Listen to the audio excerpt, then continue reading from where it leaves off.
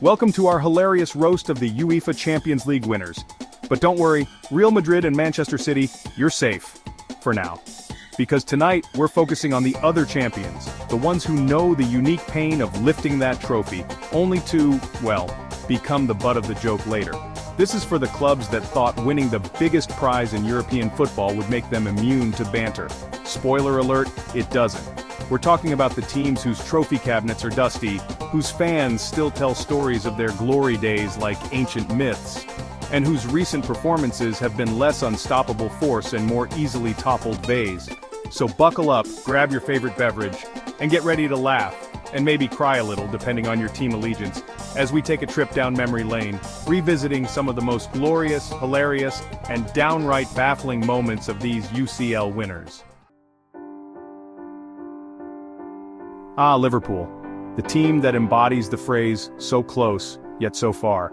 You know, they're like that friend who studies for a test for weeks, knows the material inside and out, then oversleeps and misses the actual exam. Except instead of a test, it's the Premier League title. And instead of oversleeping, it's slipping on a wet patch of grass named Steven Gerrard.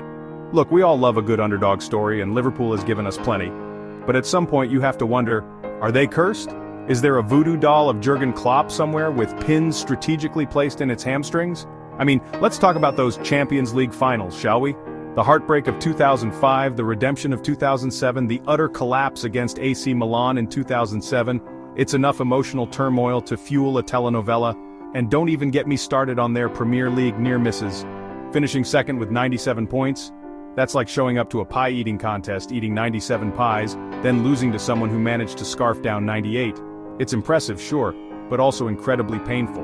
But hey, at least they have that shiny Champions League trophy from 2019 to console themselves with. Oh, and the memories of that incredible comeback against Barcelona in the semi-final. See, Liverpool, it's not all bad, just mostly.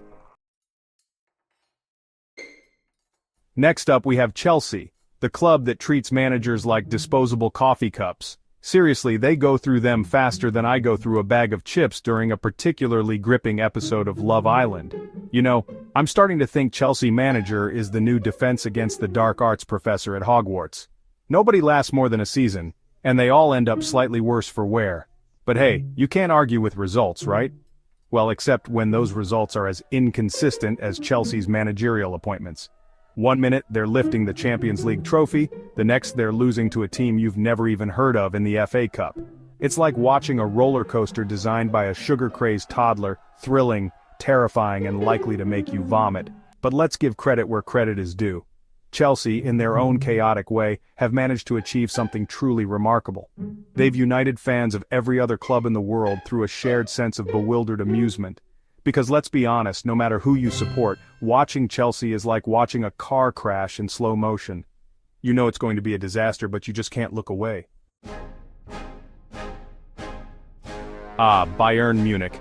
The perennial overachievers of the Bundesliga, where winning the league is less of an accomplishment and more of a yearly tradition like Oktoberfest, only significantly less fun for everyone else.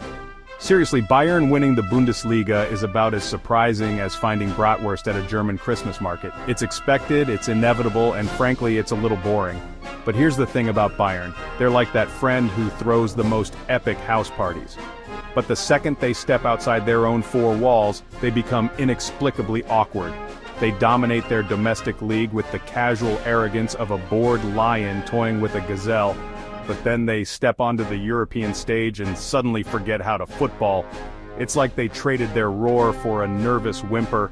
Look, I get it, the Champions League is tough. But for a team that waltzes through the Bundesliga like they're strolling through the park, their European performances can be bafflingly underwhelming.